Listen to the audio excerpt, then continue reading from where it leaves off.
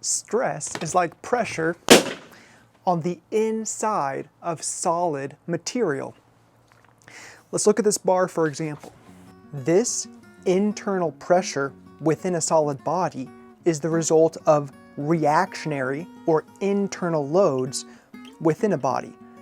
And the way to get internal reactionary loads is with external or applied loads. The type of external or applied loads is called your loading condition.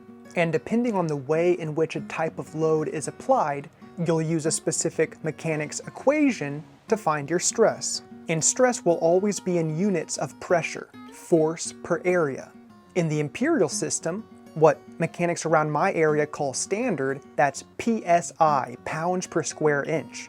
In the metric system, the base unit of pressure is the Pascal, the Newton per square meter. Okay, let's look at some common loading conditions. The simplest is axial loading, and that's when the force is in the long axis direction of your body.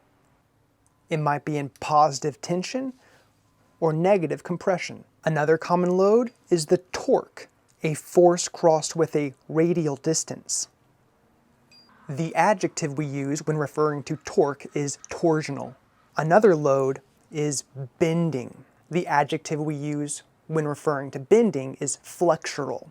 And a bending moment is a force crossed with an axial distance or a longitudinal distance. Also, keep in mind a bending load and a torsional load, or a flexural load and a torque, are both classified as moments. The difference is that the moment axis for a bending moment is parallel with the body's cross-section, whereas for a torsional moment, a torque, the axis is perpendicular with a body's cross-section. And in basic classical mechanics, we commonly deal with structural members that have a long axis, an axis that's longer than the others. And so our default cross-section is perpendicular with that long axis.